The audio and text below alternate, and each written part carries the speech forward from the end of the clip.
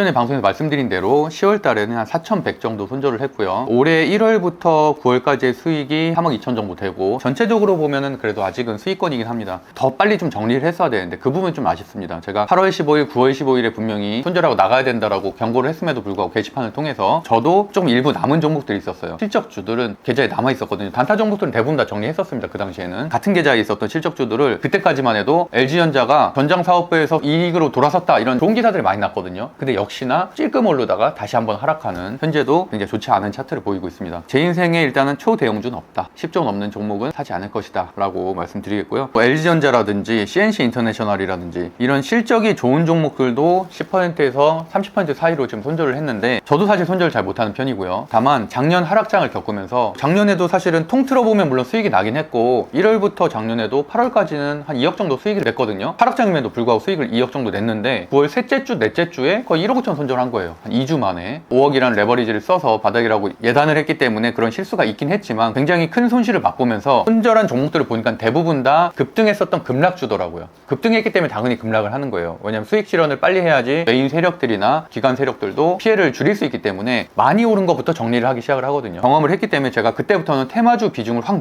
낮췄습니다. 그동안 물렸었던 것들의 패턴을 보면은 9시 반에서 3시까지 재료로 인해서 급등하는 종목들에 물리는 경우가 좀 있었어요. 그래서 최근에는 9시 반에서 3시까지는 아예 뉴스도 보지 않습니다. 그런 뉴스를 보면 마음이 동하게 마련이거든요. 장초 9시부터 9시 반에 집중을 좀 해서 매수 매도를 하고 스탑로스를 걸어놓는 방식으로 하던지, 아니면 아예 3시 이후에 종가 매매를 합니다. 급등주들은 올라갔다가 하락하면서 마무리가 되기 때문에, 그리고 그 다음날 다시 올라가는 경우가 많거든요. 그거에 두 개를 제가 좀 더 맞는 것 같아서 장초 매매와 종가 매매에 좀 더 집중을 하고 있고, 나머지 장중에는 어차피 제가 회사원이기 때문에 아예 종목을 매수를 하지 않고 있습니다. 잘못된 습관을 하나를 고치니까 손실률이 나아졌고요. 두 번째는 테마주의 비중이 굉장히 높았었는데 작년만 해도 그런 것들을 많이 낮추니까 확실히 물리는 비중들이 줄어들었습니다. 아까 보여드렸던 심텍도 영업이익률이나 매출액이 2020년부터 2022년도까지 굉장히 급격하게 오르던 종목이었었고, 그리고 반도체 PCB의 대장주였거든요. 그럼에도 불구하고 고점 대비해서 한 50% 정도 하락을 했고, 올해 한 20% 반등한 지점에서 저는 정리를 한 거고, LG전자도 마찬가지로 올해 최대 영업이익이 났음에도 불구하고, 전장사업부가 흑자 전환이 됐음에도 불구하고 주가는 여전히 굉장히 빌빌거리고 있는 거거든요. 매출액이 오른다고 해서 반드시 올라가는 건 아니다. 일단 시장 상황이 안 좋기 때문에 특히나 대형주들은 올라가기 어렵다. 초대형주들은 지수와 같이 움직이는 경향이 있는데, 지수가 최근에는 계속 하락을 하고 있기 때문에 올라가기가 상당히 힘든 상황이다라고 말씀드리겠습니다. 손절에 대한 고민들을 9월, 10월 하락장을 겪으면서 좀 많이 했었고, 10월 24일부터 이런 변화가 있는데요. 뭐냐면 종목들을 2주에서 한 4주 정도만 사는 겁니다. 손절하고서 아예 아무것도 안 하는 게 낫지 않냐라고 할 수도 있는데, 이 방송 보시는 많은 분들은 주식 중독자일 겁니다. 저도 일정 부분은 주식 중독자고, 하락장일수록 더 그런 심리가 있다고 하더라고요. 상식적으로 말이 안 되잖아요. 오히려 상승장 때 더 많은 돈을 투자해야 되는 게 맞고, 하락장 때는 비중을 줄여야 되는 게 맞는데, 오히려 하락장처럼 변동성이 클 때 하행성 요소가 굉장히 강하잖아요. 변동성이 크다 보니까 오히려 그때 더 많은 투자자들이 유혹을 느낀다라는 뉴스를 어저께 봤거든요. 저마저도 손실을 많이 겪고 있다 보니까 이거를 빠르게 만회를 하기 위해서 어떻게 보면 좀 도박하는 거나 비슷하다고 볼 수 있겠죠. 그래서 오히려 이럴 때 더 투자하시는 분들이 있거든요. 투자를 줄여야 된다고 말씀을 했음에도 불구하고, 그래서 더 큰 손실을 맛보고 있는 분들이 상당히 많은데, 그럼 이거를 어떻게 한번 극복할 수 있을까? 왜냐면 저도 매매를 너무 하고 싶더라고요. 돈은 있으니까 종목이 보이고 상승하는 종목이 분명히 계속 최근에도 있었거든요. 그 대신에 확률적으로 굉장히 떨어지는 거죠. 2,400개 중에서 한 200개, 300개 정도만 올랐으니까, 어제 나왔었던 예를 들어서 김포, 서울 편입 이슈, 그럼 관련된 주들이 굉장히 많이 급등을 했거든요. 오늘도 상한가를 간 종목이 있고, 그러니까 사실 그런 종목들은 매매하고 싶은 충동이 있습니다. 하지만 저는 안 했어요. 그런 종목을 안 했고, 여기 보시는 것처럼 실적주들을 한 주, 두 주, 세 주, 대주 뭐 이런 정도만 매매를 했습니다. 넥스트칩 4%, HPS 3%, 유진기업 7%, 물론 몇 주 안 되니까 뭐 커피값도 안 나오는 경우도 있죠. 그럼에도 불구하고 제가 이런 내용들을 다 매수 매도방에 공유를 해드렸었거든요. 나는 이 종목을 2주를 살 거다. 혹시 이게 떨어지면은 물타기 하는 것도 공부를 하게 되는 거죠. 2주를 더 사면 돼요. 반토막이 났다 갑자기. 그러면은 2주 더 사면은 평단가가 20%대로 맞춰지는 거잖아요. 그런 원리도 한 주, 2주로 연습을 하면서 알아야지, 500만 원, 1000만 원씩 들어가 있으면은 이게 연습이 안 됩니다. 심리에 계속 휘말리고, 10월 31일만 해도 7%, 1%,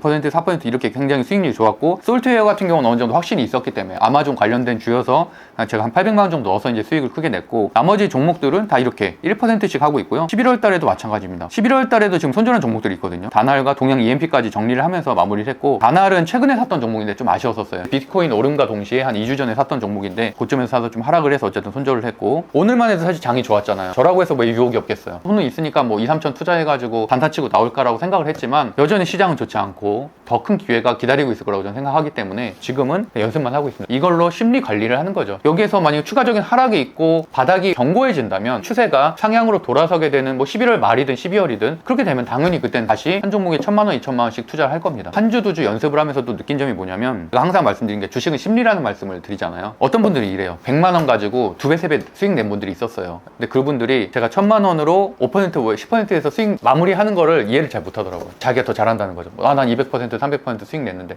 근데 제가 그랬어요. 그거는 큰 돈을 투자 안 해봐서 그런다. 당연히 심리의 강도가 다르고요. 제가 똑같이 1,000만 원을 넣었으면 당연히 이 수익률이 안 났을 거라고 생각합니다. 이거보다 적었겠죠. 손절이든 익절이든 자신감이 붙게 되고 재테크강에서 항상 말하는 자기 효능감이라고 할 수 있겠죠. 그게 한 주가 되고 10주가 되고 100주가 되고 1000주가 되고 만주 트레이더처럼 한 종목에 5억을 넣는 대단한 사람이 됩니다. 하루에도 몇백만 원 수익을 내는 투자자가 될 수 있기를. 감사합니다.